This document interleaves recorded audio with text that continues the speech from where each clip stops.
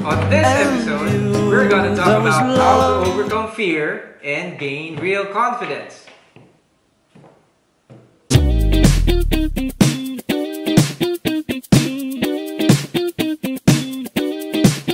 Hey everyone, this is Jeff Luspo. And this is Ron C. And welcome to episode 3 of the Always Be Closing Show. Okay, so we're gonna talk about fear and confidence. Coach Ron, bakit kaya merong ibang mga tao na confident, meron ding ibang mga tao na hindi? The reason why there are confident people and not so confident people, it's because of their self-esteem. Okay. Their self-esteem determines how confident they can be. Alright. So dapat maintindihan muna nila yung value ng sarili nila. Right. You have to know yourself first. Right. Simple negative perceptions about the self is like, ito lang kasi yung apelyido ko. Right. Diba? Ayan, di ba? Minsan kasi self-pity. Nagsi-self-pity, di ba? Oo. So that it starts there. Hindi ako graduate, high school graduate lang ako. Sila, nag-graduate sila sa magagandang schools. Ako hindi ako mayaman. All of those things. Yeah. So, alam mo yun, nagpa-pile up yan. Pwede din na sinabi sa'yo ng parents mo, diba, mag-iipon na kami ng pangpiyansa mo. That creates a negative perception of who we are. Sometimes kasi it's self-limiting, you know. Remember, whether you think you can or you cannot, you're always right. So, you know, being negative about yourself is always a choice. Minsan kasi we have to understand na yun yung upbringing Diba? Minsan nasabihan sila na, hey, you cannot do this, you cannot do that. So, paglaki nila, yun kaagad na, hey, you know, I can't do this because I might embarrass myself. Right. And then your mindset nila is just go with the flow, don't stand out, just blend in. Average. So write this down, okay? We're gonna flash it on the screen. My level of self-esteem determines the level of challenges and rewards I can accept. Ibig sabihin, pag mataas yung self-esteem mo, mas maraming opportunities ang darating sa buhay mo. Yeah, because you don't shy away on opportunity. Now, how do we understand fear? Ano bang ibig sabihin yan, Coach Ron? Fear means false emotion appearing real. So it's an acronym. Yeah. Pag naintindihan mo na hindi totoo ang nararamdaman mong fear, you can do anything. Write this down. Fear and confidence are like two big dogs inside me, and the one that rules me is the one I feed the most. So kung sinong pinifeed mo, sinong ine-entertain mo, yun ang mag-rule out dun sa emotions mo. Now that we understand that fear is not real, where does confidence come from? Coach Jeff, confidence comes from two things. Okay, number one, it comes from familiarity. Number two, it comes from practice. When you say familiarity, I mean you have to master your craft, man. Okay. I mean you don't expect to close deals if you're not familiar with your products. Right. If you're not familiar with your company profile. Okay, number two, practice.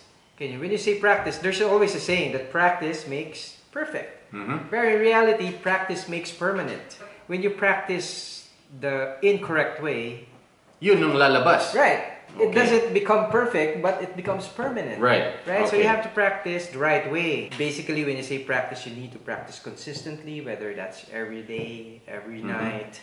So here's what you're gonna do. When you practice, gagawin mo, ubusin mo lahat ng kamag-anak mo muna. Yeah. Lahat ng mga friends mo, right? Para makapag-practice ka ng script mo, yung sales process from start to finish. Hanggat hindi mo napapanaginipan na nagpre-present ka, kulang pa ang practice mo. I remember when I was with a real estate company. Yeah. We have this Revalida, and we would present in front of the CEO. If you commit a mistake, just one mistake, you're gonna be like back in the line. Go out back in the line. At first, syempre, dapat talaga may commitment to practice. Right. Just like any other craft, whether it's basketball, music. Para maging confident ka, huwag kang tamad mag-practice. Diba? Hindi porket na-memorize mo na yung script. Kaya ko na yan. Sige, harap mo na yung client. No. Huwag kang tamad. Practice ka. Every day, practice. So when you meet the client, you know, kahit na kinakabahan ka with the VIP client, since nag-practice ka with all the scripts, all the handling objections, all the rebuttals, kaya mo na siyang presentahan confidently kasi hindi ka na nag-iisip. Automatic na siyang lumalabas sa bibig mo because of your practice na tama yung foundation. Tama. Pinractice mo ba yan? Ha? Napanaginipan ko nga ito eh. Okay, so we're gonna give you 4 tips on how to replace fear with confidence. The first tip, always remember the 5-second rule. If you let the 5-second lapse, you're actually entertaining fear already. Right.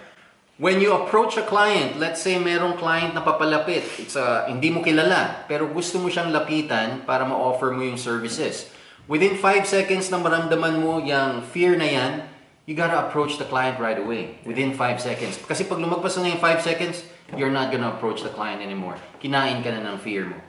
Tip number 2 is expand your comfort zone. So hindi pwedeng, kasi dito na ako sanay eh. Dito sa ganitong klaseng pitch eh. Diba? You should be able to learn additional techniques, learn additional skills for you to gain more confidence and for you to improve more. Tip number 3, you gotta have rituals. What's going to activate your self-confidence to meet a client? Ako, what I do is, I visit my, syempre, the usual, yung CR, diba? Then what I would do is like, syempre, wash face, papabango, tama, tingnan mo kung okay lahat. Then I would do something like, yan. Di pa yan. Gagawa pa ako, ang cute mo. Diba? Well, it's basically, you have to like yourself, man. That's right. Diba? Kasi you gotta like yourself. If you cannot like yourself and tell that to yourself, who would, right? Right. So makita yan ng client, uy, ganda ng aura ni Ronzi bukod sa liwanag ng noo, diba? So that's a start. Another technique that Coach Ron, C, and I would do is every time we're in the restroom, minsan sabay pa kami, is we say the phrase, I like myself 10 times. I like myself. I like myself. I like myself 10 times when you look at the mirror. Another ritual that you can do is before you meet the client is you do the winning pose. So in front of the mirror, do the winning pose and do this. Yeah, I can do this. Yeah. That's right. Something like that. So the winning pose is like that. You do that. It's funny, right? Tama, nakakatawa. Baka nga pagtawanan ka pa ng ibang mga nasa restroom din. But it psychs you up. Yeah. Conditions your mind. It prepares you to become enthusiastic, cheerful. When you meet the client, energized ka na kagad. Yeah. The 4th tip is keep feeding the beast. Ibig sabihin, the beast inside you doesn't turn off. Di ba meron mga sinasabi na beast mode, right? I'm on beast mode right now. In your case, dapat naka-mindset ka na that it's never off. It's always on. If you're an advisor and you really want to improve 100%, you need to improve 1% every single day. For the next 100 days, focus mo is, diba, you have to be consistent in practice, being familiar. So for the next 100 days, diba, strive to be better than yesterday. At least 1%, man. Every night, bago ka matulog, assess yourself. Did I do better today than yesterday? If the answer is yes, you put that check mark 1%. No? The following day, ask yourself that again. Para ma-assess mo rin sarili mo if you're really doing your best every single day. If you like this episode, please click the like button and subscribe. Right. Please share this video to your friends para matulungan mo rin yung mga friends mo on how to overcome fear and gain real confidence. That's it for episode 3. This is Jeff Luspo. And this is Ronzi. And remember, always be closing.